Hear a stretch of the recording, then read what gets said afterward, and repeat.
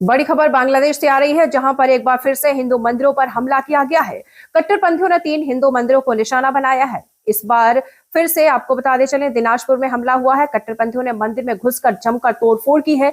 बांग्लादेश में हिंदुओं के खिलाफ हिंसक घटनाएं बढ़ती जा रही हैं और एक बार फिर से कट्टरपंथियों ने 3 हिंदू मंदिरों को निशाना बनाया है।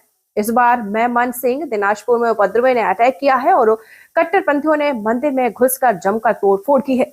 इससे पहले भी लगातार ऐसी खबरें सामने आ रही हैं। बांग्लादेश के जहां मंदिरों में घुसकर मूर्तियां तोड़ी जा रही हैं, अल्पसंख्यकों पर हमला किया जा रहा है, हिंदुओं के खिलाफ हिंसक घटनाएं लगातार बढ़ती जा रही हैं और इसको लेकर अब तमाम लगातार आपको बता दें, बांग्लादेश में प्रदर्शन भी हो रहे हैं। लेकिन भारत लगातार सरकार से संपर्क में है। राज्यसभा में विदेश मंत्रालय ने जो आंकड़े पेश किए वो चिंता बढ़ाने वाले हैं।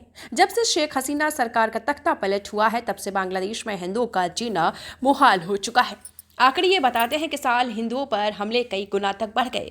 बांग्लादेश में इस साल हिंदुओं पर सबसे ज्यादा हमले हुए हैं। इस साल पिछले सालों के मुकाबले ज्यादा हमले हुए। कुल मिलाकर 8 दिसंबर 2024 तक बांग्लादेश में 2200 हिंसा के मामले सामने आ चुके हैं। ये ऑफिशियल आंकड़े हम आपको बता रहे हैं। इस दौरान पाकिस्तान में 112 हिंदुओं पर हिंसा के केस हुए, यानी कि पाकिस्तान से ज्यादा हिंदुओं पर अब बांग्लादेश में हमले हो रहे हैं। शेख हसीना की सरकार गिरने के बाद ये हमले तेजी से बढ़े और लगातार ये हमले अब तक हो रहे हैं। 2022 में हिंदुओं के खिलाफ हिंसा की 47 घटनाएं हुई थी, जो साल काफी संख्या में बढ़ी हैं। तो बांग्लादेश में हिंदू खतरे में है। 2023 में हिंदुओं पर हमले के 302 मामले सामने आए थे। आने के 2022 से ये संख्या 2023 में ज्यादा दर्ज हुई, लेकिन इस साल रिकॉर्ड स्तर पर मामले दर्ज किए गए। भारत ने बांग्लादेश सरकार के सामने मुद्दा उठाया कि भारत ने हिंदुओं की सुरक्षा सुनिश्चित करने के लिए कहा। विदेश सचिव ने इस बारे में बात भी की। ज़्यादा जानकारी तो आपको बताते चलें, लगातार ये है कि ये जो मामले हैं वो बढ़ रहे हैं और तमाम देश तो चिंता प्रकट कर चुके हैं, लेकिन भारत के विदेश सचिव ने भी बात की थी। फिलहाल बांग्लादेश से लगातार इस तरीके की तस्वीरें सामने आ रही हैं, लेकिन इसमें दो चीज़ समझने वाली है कि किसी भी क्षेत्र में, किसी भी देश में, किसी भी शहर में अगर अचानक इस तरीके की घटनाएं लगातार बढ़ने लगती हैं तो उसके पीछे राजनीतिक कारण तो होता ही है, लेकिन उसके पीछे एक ट्रिगर भी होता है। शेख हसीना के सत्ता पलट होने के फौरन बाद जो घटनाएं शुरू हुई, जाहिर सी बात है कि इसके राजनीतिक मतलब तो थे ही। विदेश मंत्रालय भारत का यही समझ रहा है कि पिछले 1-2 महीने में घटनाएं और बढ़ी हैं।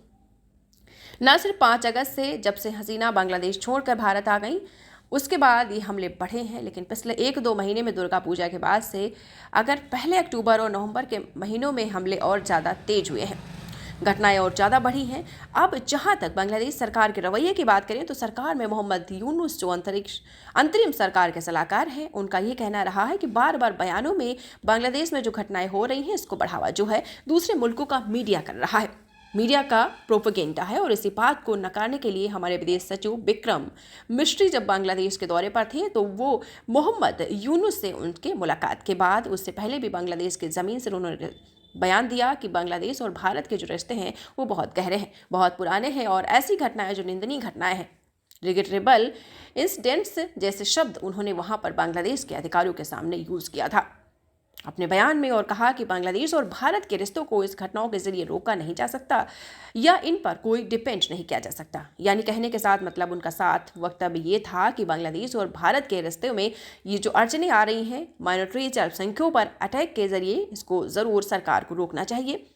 तीसरी बात यह है कि हमले और बढ़ रहे हैं, जो बहुत निंदनीय और दुर्भाग्यपूर्ण है, लेकिन इसमें भारत हो या कोई दूसरा देश भी हो, सिर्फ राजनीतिक दबाव बना सकता है, ये डिप्लोमेटिक प्रेशर बना सकता है। और इस वजह से भारत लगातार अब पिछले 1 महीने में विदेश मंत्रालय हो या संसद में कई बार अपना बयान देकर विदेश मंत्रालय ने ये बात साफ की है कि भारत अपनी तरफ से जितने तरीके के दबाव बना सकता है राजनीतिक बातचीत करके, और ये पता है कि बांग्लादेश में एंटी इंडिया सेंटिमेंट्स भी सड़कों पर काफ़ी चल रहा है, क्योंकि शेख हसीना भारत में रह रही है और इन सब चीज़ों को देखते हुए भारत की पोजीशन बहुत डिलिकेट है और लोगों की उम्मीद ये है कि भारत सरकार कुछ ऐसा करे कि वहाँ के हिंदुओं को बचाकर वापस भारत ले आए।